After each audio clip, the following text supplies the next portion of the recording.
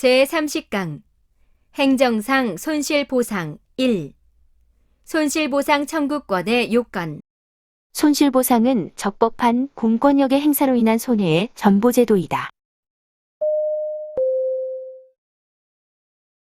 손실보상 청구권을 발생시키는 침해는 재산권이나 신체에 대한 것이어야 한다. 손실보상 청구권의 법적 성질에 대해서는 공건설과 사건설의 대립이 있다. 손실보상 청구권의 성질에 관하여 대법원은 전통적으로 사건설의 입장에서 민사소송으로 다루어 왔으나 최근에는 당사자 소송으로 보는 판례도 나타나고 있다. 손실보상 청구권이 공법상 권리인 경우 손실보상금의 지급을 구하거나 손실보상 청구권의 확인을 구하는 손실보상 관계소송은 판례상 당사자 소송이다. 하천구역 편입토지 보상에 관한 특별조치법 제2조 제1항의 규정에 의한 손실보상금의 지급을 구하거나 손실보상 청구권의 확인을 구하는 소송은 판례가 민사소송의 대상이라고 판단하고 있다. 대법원은 구하천법 부칙 제2조와 이에 따른 특별조치법에 의한 손실보상 청구권의 법적 성질을 사법상의 권리로 보아 그에 대한 쟁송은 행정소송이 아닌 민사소송 절차에 의하여야 한다고 판시하고 있다. 농업손실보상 청구권은 실정법상 민사소송 절차에 의한다. 공익사업을 위한 토지 등의 취득 및 보상에 관한 법률상 토지 수용에 따른 권리구제에서 농업손실에 대한 보상 청구권은 행정소송법상 당사자 소송에 의해야 한다. 공익사업을 위한 토지 등의 취득 및 보상에 관한 법률에 따른 사업 폐지 등에 대한 보상 청구권은 사법상 권리로서 그에 관한 소송은 민사소송 절차에 의하여야 한다. 평등의 원칙으로부터 파생된 공적 부담합계 평등은 손실보상의 이론적 근거가 될 수 있다. 헌법 제23조 제3항이 손실보상의 헌법적 근거가 된다. 헌법 제23조 제3항은 공공필요에 의한 재산권의 수용, 사용 또는 제한 및 그에 대한 보상은 법률로서 하되 정당한 보상을 지급하여야 한다고 규정하고 있다. 헌법 제23조 제3항에서 보상은 법률로서 하되 정당한 보상을 지급하여야 한다고 하여 구체적인 보상액의 산출 기준은 법률에 유보하고 있다.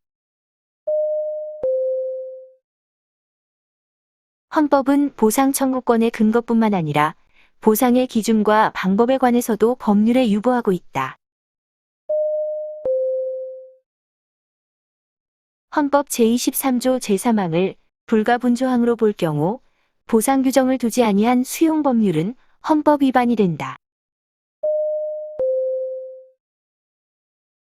헌법 제23조 제3항을 입법자에 대한 구속 규정으로 보는 위헌무효설에 따르면 보상 규정이 없는 공용침해 법률은 위헌법률이 되며 이러한 위헌법률에 근거한 공용침해는 위법한 공용침해에 해당하기 때문에 그러한 공용침해에 대해서는 다른 법률의 유추 해석을 통하여 보상이 주어져야 한다고 본다.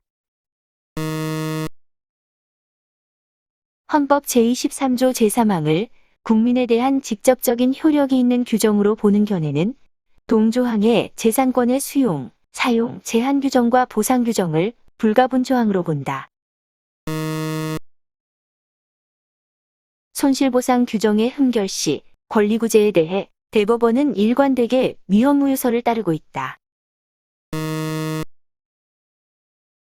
대법원은 헌법 제23조 제3항의 규정에도 불구하고 보상에 관한 구체적 사항이 법률로서 정해져 있지 아니한 때에는 손실보상을 인정할 수 없다고 한다. 갑은 개발 제한 구역 내 소재한 지목은 대지이나 건축되지 아니한 토지의 소유자이다.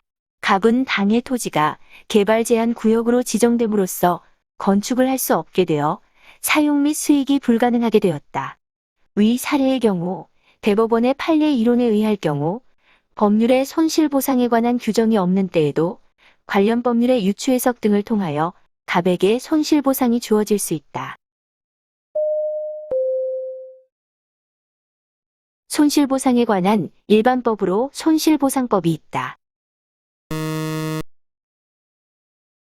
순수 국고 목적의 작용이라 하더라도 공공필요성이 인정된다는 것이 일치된 견해이다.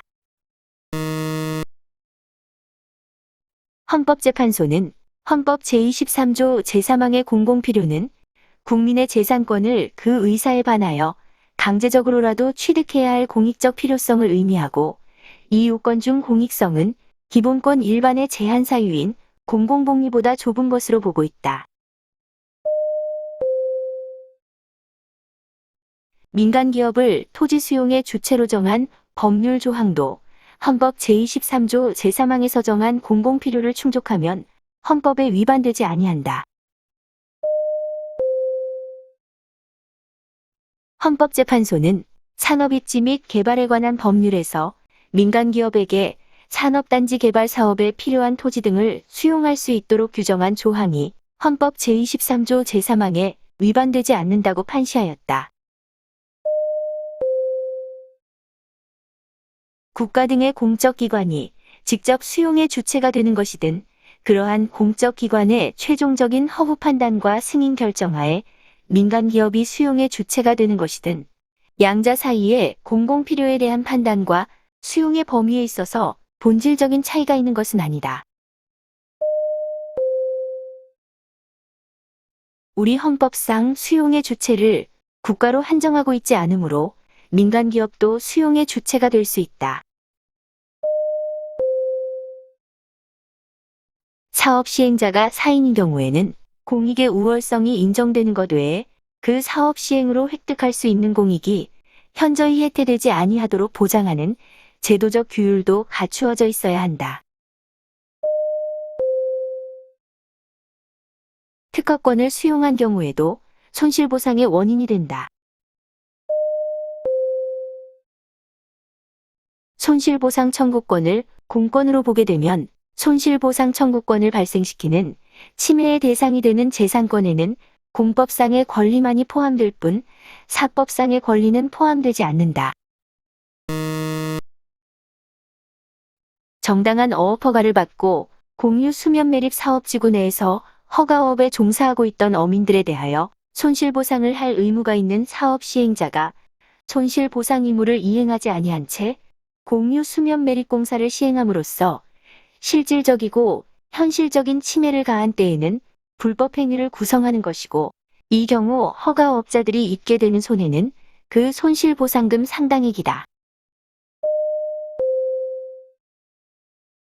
지정물인 건물은 그 건물이 적법한 건축허가를 받아 건축된 것인지 여부에 관계없이 토지수용법상의 사업인정의 고시 이전에 건축된 건물이기만 하면 손실보상의 대상이 된다. 손실보상이 이루어지는 재산권에는 지가상승에 대한 기대이익이나 영업이익의 가능성이 포함되지 아니한다. 문화적, 학술적 가치는 특별한 사정이 없는 한 그 토지의 부동산으로서의 경제적, 재산적 가치를 높여주는 것이므로 토지수용법 제51조 소정의 손실보상의 대상이 된다.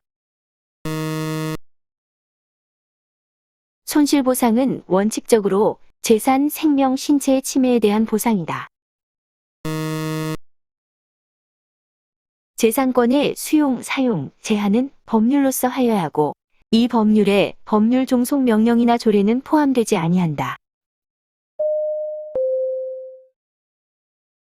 손실보상이 인정되기 위해서는 재산권에 대한 침해가 현실적으로 발생하여야 하는 것은 아니다. 공유 수면 매립 면허의 고시가 있는 경우 그 사업이 시행되므로 그로 인하여 곧바로 손실이 발생한다고 할 수 있고 실질적이고 현실적인 피해가 발생할 때를 기다릴 필요 없이 손실보상 청구권이 발생한다. 공유수면 매립면허에 고시가 있다고 하여 반드시 그 사업이 시행되고 그로 인하여 손실이 발생한다고 할 수 없으므로 매립면허 고시 이후 매립공사가 실행되어 관행어업권자에게 실질적이고 현실적인 피해가 발생한 경우에만 구공유수면 매립법에서 정하는 손실보상 청구권이 발생한다.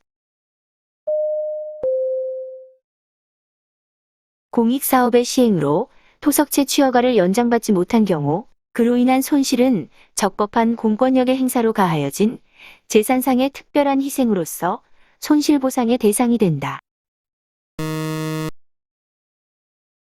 손실보상은 공공필요에 의한 행정작용에 의하여 사인에게 발생한 특별한 희생에 대한 전보이므로 재산권 침해로 인한 손실이 특별한 희생에 해당하여야 한다. 재산권의 사회적 제약에 해당하는 공용제한에 대해서는 보상 규정을 두지 않아도 된다. 공공용물에 관하여 적법한 개발행위 등이 이루어져 일정 범위의 사람들의 일반 사용이 종전에 비하여 제한받게 되었다 하더라도 특별한 사정이 없는 한 이는 특별한 손실에 해당한다고 할 수 없다. 헌법재판소는 재산권의 제한이 특별한 희생에 해당하는 경우에 보상 규정을 두지 않는 것은 위헌이라고 하면서도 단순 위헌이 아닌 헌법 불합치 결정을 하였다. 헌법재판소는 구도시계획법상 개발 제한구역의 지정으로 일부 토지 소유자에게 사회적 제약의 범위를 넘는 가혹한 부담이 발생하는 경우에 보상 규정을 두지 않은 것은 위헌성이 있는 것이고 보상의 구체적 기준과 방법은 입법자가 입법 정책적으로 정할 사항이라고 결정하였다. 헌법재판소는 구도시계획법 제21조의 개발 제한구역 제도에 대하여 그 자체는 합헌이지만 보상 규정을 결한 것에 위헌성이 있어 입법권자는 이를 시정할 의무가 있다고 보았다. 개발 제한구역의 지정으로 인한 지가의 하락은 토지 소유자가 수인해야 하는 사회적 제약의 한계를 넘는 것으로 아무런 보상 없이 이를 감수하도록 하고 있는 한 헌법에 위반된다. 개발 제한구역 지정으로 인한 지가의 하락은 원칙적으로 토지 소유자가 감수해야 하는 사회적 제약의 범주에 속하나 지가의 하락이 20% 이상으로 과도한 경우에는 특별한 희생에 해당한다. 토지를 종래의 목적으로도 사용할 수 없는 경우에는 토지 소유자가 수인해야 할 사회적 제약의 한계를 넘는 것으로 보아야 한다. 분리이론과 경계이론은 재산권의 내용 한계 설정과 공용 침해를 보다 합리적으로 구분하려는 이론이다. 재산권의 사회적 제약과 공용 침해는 별개의 제도가 아니라 재산권 규제의 강도에 따라서 상대적으로 구분되는 것으로 사회적 제약의 경계를 벗어나면 보상 의무가 있는 공용 침해로 전환된다고 보는 경계이론은 독일의 연방헌법재판소의 판결에서 유래한다. 분리이론은 재산권의 존속 보장보다는 가치 보장을 강화하려는 입장에서 접근하는 견해이다. 사회적 제약을 벗어나는 무보상의 공용 침해에 대하여 분리이론은 당의 침해 행위의 폐지를 주장함으로써 위헌적 침해의 억제에 중점을 두고 있음에 비하여 경계이론은 보상을 통한 가치의 보장에 중점을 두고 있다.